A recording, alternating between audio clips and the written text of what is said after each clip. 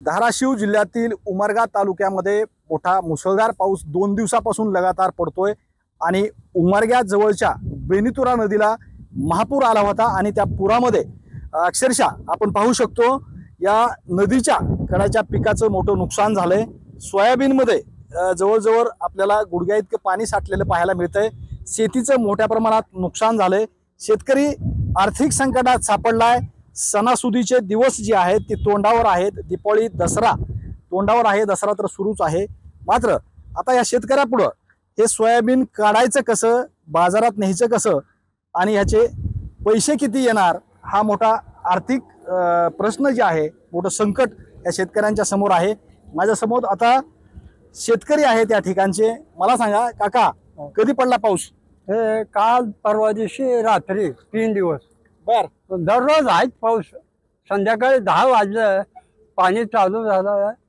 पहाटेचे 4 वाजेना सारखं पाणी चालू। तुम्हाला आठवतं का असा पाऊस कधी पडला होता का? नाही हा 80-85 वय झालंय माझं। असा कवाच पाऊस चालू। काय किती सोयाबीन आहे? 5 एकर आहे। नुकसान झालंय, नुकसान झालं। आता काय कसं काढायचं ही पाण्यात? काय काढायचं? रोजगारी यायला तयार नाही। 6,000 द्या, 10,000 रुपये द्या, काढा। पण काढून तर काय, कसं काढायचं, कसं ठेवायचं? ह्या पिकं आता ही जी आहे ह्या पिकाचं खताचं बियाचं तरी पैसे निघतील का नाही? काय निघालं मुश्किल आहे। रोजगाराचं सुद्धा दान निघत नाही तर अवघड आहे। हा, काय मागणी काय आता तुमची? आता काय तुम्ही काय देतो ते द्या। आता भरपाई करा जरा, शेतकऱ्याकडे बघा तुम्ही। हा, कधी पडलाय पाऊस? 3 दिवस झाला पाऊस चालू आहे। येणीगोर लोहारा तालुक्यात इतका पाऊस आहे की भयंकर पाऊस। नळे नाले तुटून आहेत। सगळ्या शेतकऱ्याला पिकाचे फार मोठे नुकसान आहे। पीक काढायला आलंय पण काढता येत नाही।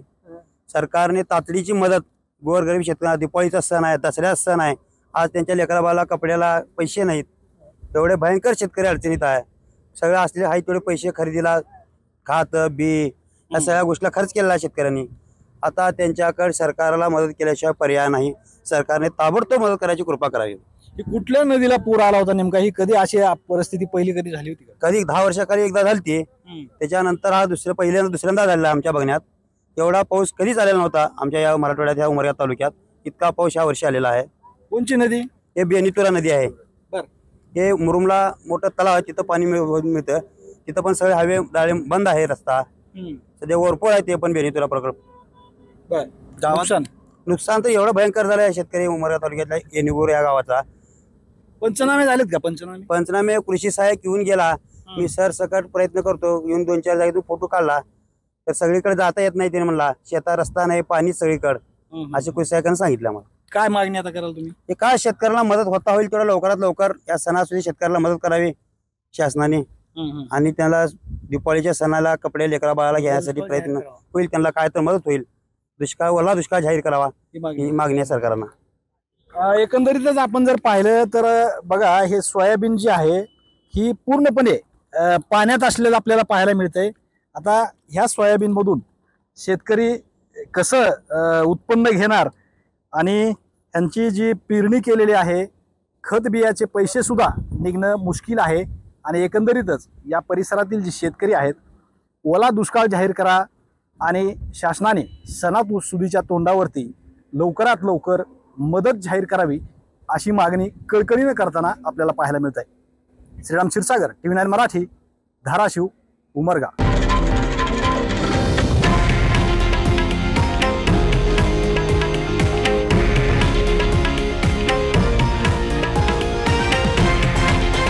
हे आहे देशातील नंबर 1 न्यूज नेटवर्क आणि आपण पाहत आहात TV9 मराठी, एकमेव।